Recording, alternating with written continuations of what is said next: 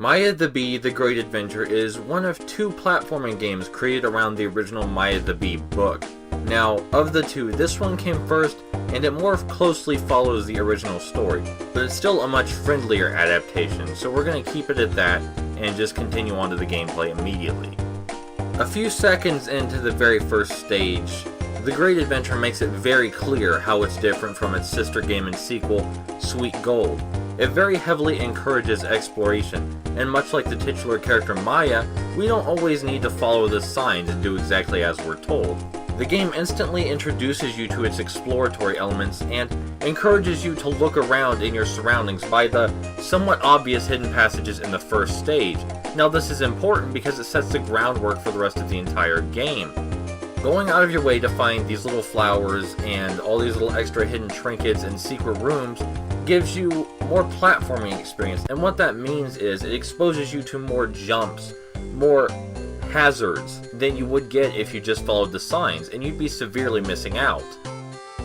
It gives you the idea that you're being rewarded threefold with not just experience, but these little flowers, which of course gives you extra lives, and the bigger flowers, which can be used to win games at the end of the stage. It's encouraged even further that you explore by the tally screen at the end of the stage, which tells you exactly what you missed and how well you did. The game's contrast with Sweet Gold becomes even more apparent as you gain your secondary mechanics, because in this game, Maya can hurl pollen around, and pollen was not featured in the second game at all, because in the second game, you're in more of an endurance run, where conservation is one of the main goals. Now, pollen can be used to stun enemies and open secret passages, but the thing is that you don't need to conserve pollen at all.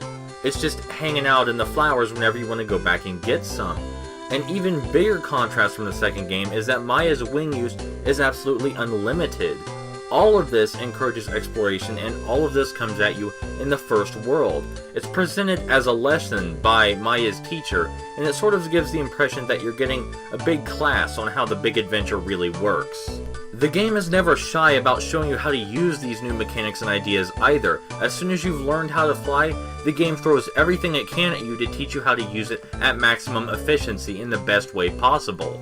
This is only helped by the fact that the stages are pretty dang enormous in comparison to Sweet Gold, and there is a lot to do, and they explore absolutely every new idea as thoroughly as possible before introducing new ones in the next stage, meaning new things keep coming at you constantly. The game uses theming in a much similar way to its sequel, but to a much greater extent, in that each stage feels completely different from the last one, but it also does not forget what it taught you previously, so things keep building up and building up. To name a few, in the second world, you're taught how to evade hornets, which are rather aggressive enemies, and then right after that, they move on to ways to get you higher up in the air, to where you not only can evade hornets, but attack them, and they never forget the basic things the first level taught you, like exploration. So I've talked a whole lot about what the game teaches you, but how the game teaches you all of this is through some really creative level design. Everything is so attentively, lovingly placed. Every little bump in the grass, every little flower, every little enemy is placed somewhere to get the most possible use out of it before they move on to exploring something else. And at the same time, they never forget their old concepts while they keep introducing new ones. It gives you this feeling that each stage is completely different from the last, but that you're also using things you've learned to help you learn new things. Because of this, in spite of only having 3 core mechanics, Maya the Bee is an incredibly varied platformer, and you never feel bored because they keep introducing things every single stage, and you never feel like your skills are being wasted or that something's being reused because they never run out of new ways to explore everything.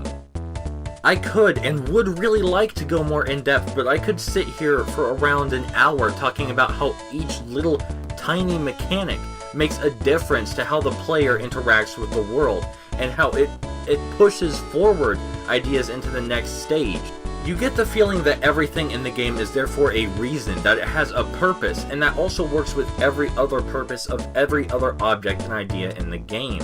There are so many different ways to approach these situations. The worlds are open, they're huge, and at the same time, it never feels dull while you're exploring because of everything you've learned and all of the new things coming at you constantly. So in the end, as with almost every other game, there's no real appropriate way to sum up Maya the Bee in just 4 minutes, but I hope what I've said has at least gotten you interested in what these games have to offer.